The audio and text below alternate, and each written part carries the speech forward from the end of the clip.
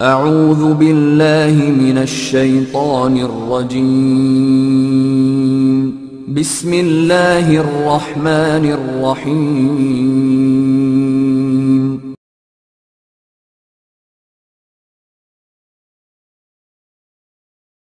نحمده ونصلی علی رسولہ الکریم اما بعد فاعوذ باللہ السمیع العلیم من الشیطان الرجیم بسم اللہ الرحمن الرحیم رب اشرح لی صدری ویسر لی امری واحلل عقدۃ من لسانی یفقہوا قولی۔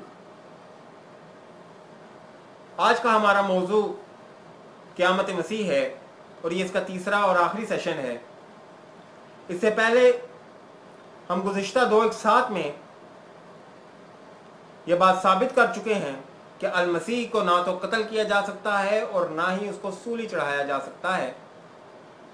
آج ہم اس بات کو ایک اور پہلو سے دیکھیں گے، اس سے بیشتر کہ ہم مزید آگے چلیں ہمیں یہ بات ذہن نشین رکھنی ہوگی کہ پیلاطیس جس کے سامنے بائبل ہمیں یہ بتاتی ہے کہ مقدمہ پیش ہوا تھا اور جو اس ٹائم کا گورنر تھا، اس نے یسوع کو راست باز اور بے گناہ پایا اور ڈکلیئر کیا تھا۔ یہ بات ہمیں متی کی باب 27 آیت نمبر 24 میں ملتی ہے۔ پھر رومیوں کا یہ دستور ہی نہیں تھا، رومی حکومت کا یہ دستور ہی نہیں تھا کہ اگر رعایا کسی کو سزا کے لیے پیش کرتی اور حکومت اسے صفائی کا موقع دیے بغیر ہی قتل کر ڈالتی۔ یہ بات ہمیں اعمال کے باب 25 آیت نمبر 16 میں ملتی ہے۔ اس قضیے کو یوں سمجھیے کہ اعمال ہی کی کتاب کا مطالعہ جب ہم کرتے ہیں تو ہم دیکھتے ہیں کہ یہود نے مسیحوں کے پولس رسول کو جب گرفتار کروایا تو اپنا پورا زور لگایا، پوری کوشش کی کہ ان کو سزا دلوا سکیں، لیکن رومی حکومت نے پولس رسول کو اپنی صفائی پیش کرنے کا موقع دیا، ان کی بات سنی اور پھر ان کی استدعا پر ان کو روم بھیج دیا گیا، جہاں پر پہنچتے ہی ان کو آزاد کر دیا گیا۔ پھر وہ 2 سال تک وہاں ایک کرائے کے مکان میں رہائش پذیر رہے اور اپنی تبلیغ کو انہوں نے جاری رکھا۔ اب سوال یہاں پر یہ پیدا ہوتا ہے کہ پولس رسول کے اندر ایسے کون سے سرخاب کے پر لگے ہوئے تھے کہ رومیوں نے نہ صرف بار بار ان کی بات سنی، ان کو صفائی پیش کرنے کا موقع دیا، ان کو جرح کرنے کا موقع دیا اور پھر ان کی استدعا پر ان کو روم بھیج دیا گیا۔ اب یہاں پر جو بات ہم دیکھتے ہیں وہ یہ ہے کہ پولس رسول نے یہ کہا تھا کہ میں تو اپنا مقدمہ جو ہے وہ ہیرودیس کے آگے پیش کروں گا، میں اپنا مقدمہ جو ہے وہ روم کی حکومت کے آگے پیش کروں گا۔ اور اس ٹائم کے جو گورنر تھے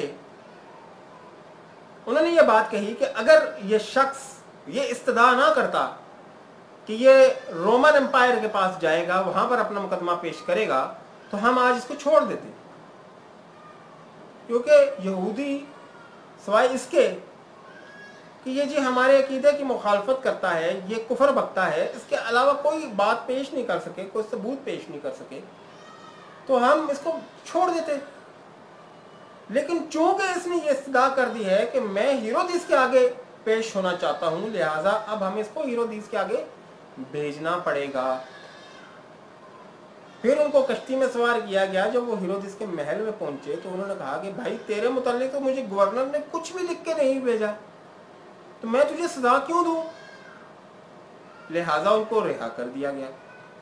اب سوال یہ پیدا ہوتا ہے کہ جب ہم یسوع علیہ السلام کی ذات مبارکہ کو دیکھتے ہیں تو ہم دیکھتے ہیں کہ یسوع علیہ السلام سے پیلاطیس نے جب سوالات جوابات کیے تو یسوع علیہ السلام نے ایک پوائنٹ تک جا کر ان سوالات کے جواب دیے اور پھر خاموشی اختیار کر لی۔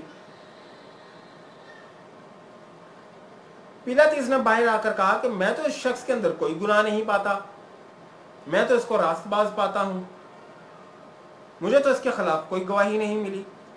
اب سوچنے کی بات یہ ہے کہ یہ کیسے ممکن تھا کہ پیلاطیس محض لوگوں کے نعروں پر اور لوگوں کے کہنے پر یسوع کو مصلوب کر دیتا؟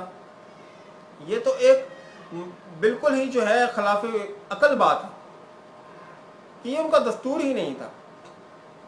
پھر اگر پیلاطیس نے یہ کام کیا تو جیسا کہ بائبل مقدس ہمیں بتاتی ہے کہ بہترے اس پر ایمان لا چکے تھے، ایک بڑی تعداد یسوع پر ایمان لا چکی تھی، یسوع کے رشتہ دار موجود تھے، یسوع کے حواری موجود تھے۔ فرض کیجئے اگر کوئی حواری، کوئی شاگرد، کوئی رشتہ دار دربار ہیرودیس میں پہنچ جاتا اور وہ یہ شکایت کرتا کہ بھرے مجمع کے سامنے پیلاطیس نے اس بات کا اقرار کیا ہے کہ یسوع بے گناہ ہے، راست باز ہے، پھر بھی اس نے یسوع کو قتل کر دیا، تو کیا ہیرودیس کی اپنی جان خطرے میں نہ پڑ جاتی؟ کیا ہیرودیس کہہ رہا ہوں، پیلاطیس کی اپنی جان خطرے میں نہ پڑ جاتی؟ پیلاطیس کی کرسی تو جاتی ہی جاتی، ساتھ جان بھی جاتی کہ اس نے رومن امپائر کے اتنے قانون کو توڑ دیا ہے۔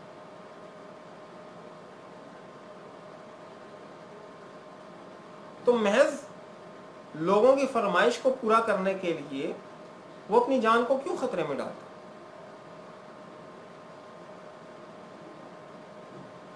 یہ اس بات کا منہ بولتا ثبوت ہے کہ نہ تو یسوع علیہ السلام، عیسیٰ المسیح علیہ السلام کو قتل کیا گیا، نہ ہی ان کو سولی چڑھایا گیا، بلکہ اللہ سبحانہ و تعالیٰ نے ان کو زندہ آسمان پر اٹھا لیا اور ان کو ان کے دشمنوں سے نجات بخشی۔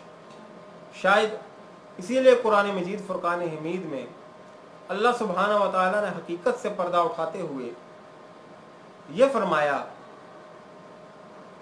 وما قتلوہ وما صلبوہ، کہ نہ اس کو قتل کیا گیا اور نہ ہی وہ سولی چڑھایا گیا۔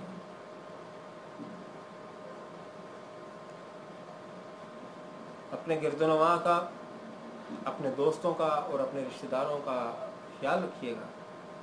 آپ سے اجازت چاہوں گا۔ السلام علیکم ورحمۃ اللہ وبرکاتہ۔